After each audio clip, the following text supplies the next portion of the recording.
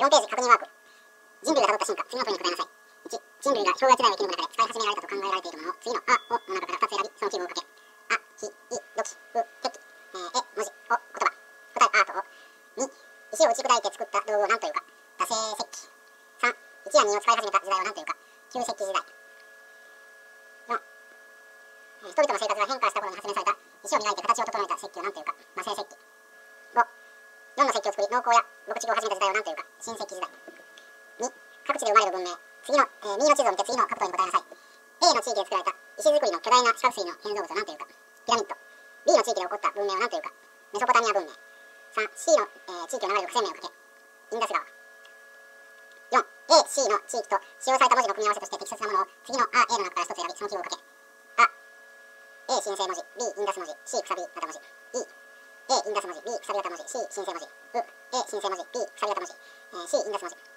A、くさび型文字。B、申請文字。C、インダス文字。答え、5、A、C の文明を発生した順に並べよ。B、A、C。6、紀元前8世紀頃からギリシャにできた都市国家を何というか。ポリス。7、紀元前1世紀に地中海一帯を支配した国を何というか。ローマ帝国。3、年表中の四角16に当てはまる語句を書きなさい。約1万年前、農耕と牧畜、魔製石器の使用開始。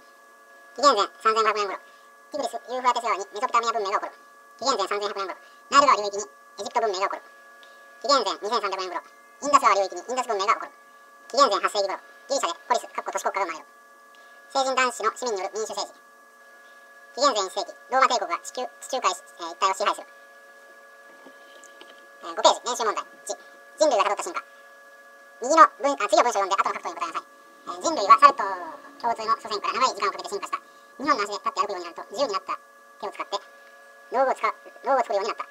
A、厳しい寒さの時代を生き抜く中で暖を取り、外敵から身を守り、食べ物を加工するために、2、火を使うことを覚えた。また、意思を伝え合うために3、言葉を発達させた。そして、人類の社会は B、旧石器時代からC、新石器時代へと移っていった。1、過去1、3に当てはまる語句を書け。1、道具、2、火、3、言葉。2、260万年前の河川部 A の時代を何というか。氷河時代。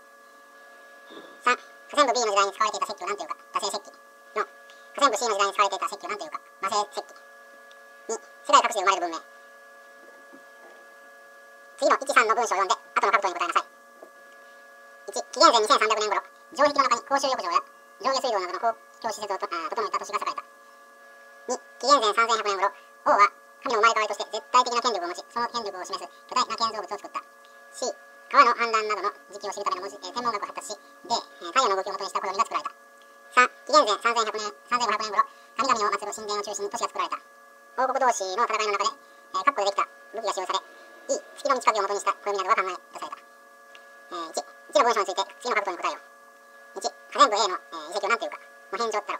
2、地で述べられた文明が栄えたのは何という川の領域か。インダス川。3、1で述べられた文明で使用された文字を何というか。インダス文字。2の文章について次の各問に答えよう。河川部 B の建造物を何というか。ピラミッド。2、河川部 C は何という川か。ナイル川。3、河川部 D の暦を何というか。太陽暦。3の文章について次の各問に答えよう。1、括弧に当てはまる語句を答えよう。鉄。2、河川部 E の暦は何というか。太陰暦。3、3で述べられた文明が栄えたのは何という川の領域か。2つ書け。ティグリス川、ユーフラテス川。4、1、3の文章と地図中の A、B の地域を正しく組み合わせているものを次の A の中から一つ選び、その記号を書け。